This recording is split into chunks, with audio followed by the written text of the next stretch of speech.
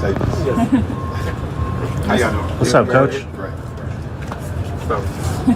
Just your review of the film from last week. Oh, yeah. I mean, obviously, just taking a look at it, it kind of looked the same as it did live. Guys were out there making plays. Obviously, Travis Hunter is an exceptional talent.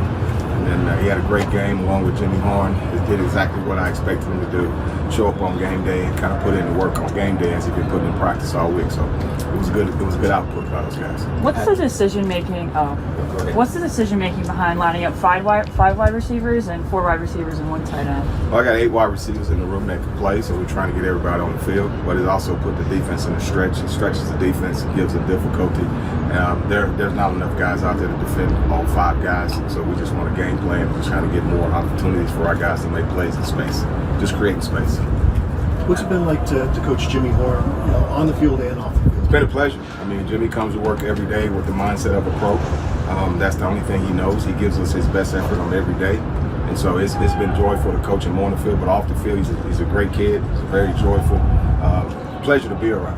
You come to work every day. Sometimes you don't like who you work with. You just got to tolerate him, but he's a pleasure to work with. So it's been great.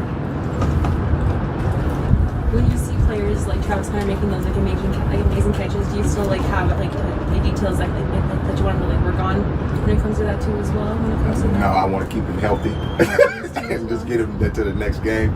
I think the things that he does is obviously it ain't me, it ain't coaching.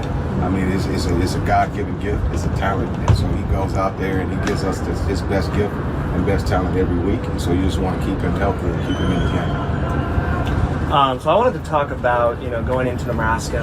Obviously, last season the Buffs had a losing record on the road, 4-2. You're playing, away from Folsom Field. Nebraska game last year, I was there. Insane energy on the field for the Buffs, especially student section. Obviously, Memorial Stadium, and they're loud. They're going to be booing. They're going to be, bringing all that energy for their team. How did Buffs overcome, that away disadvantage? Embrace it.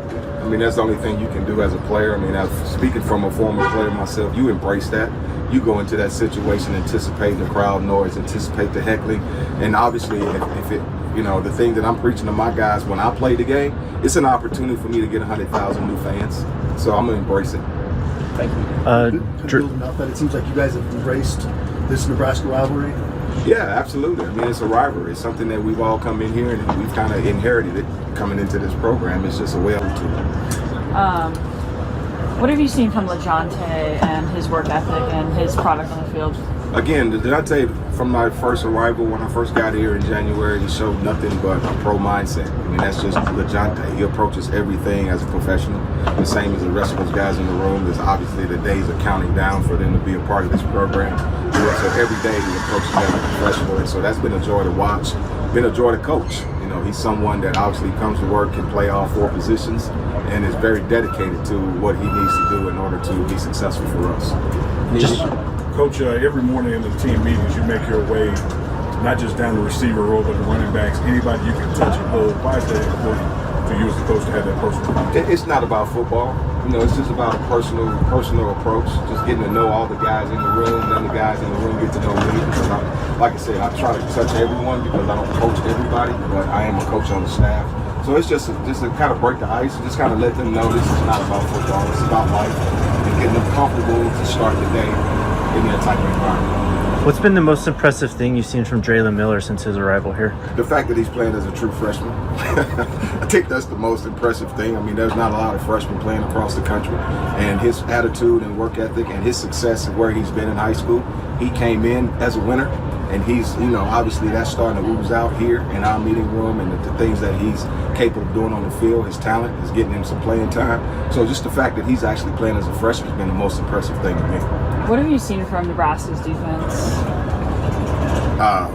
They're big.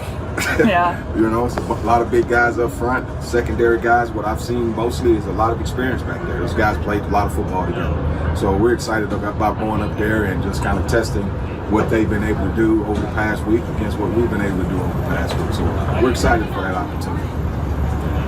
Any more questions, Coach? Thank you, Coach. Last week, Coach, the offense seemed to generate a lot through explosive plays. Do you figure that Nebraska could try to slow the game down, and how are you preparing to adjust? Yeah, to I'm that sure they got a tempo? game plan to try to slow that down. But our game plan won't change. Explosive plays is part of what we do offensively. It's part of what we want to do to a defense. So I'm sure they got a plan, but we're going to stick to our plan as well. Thank you, Coach. Thanks, Coach. You're welcome, guys. Thank you.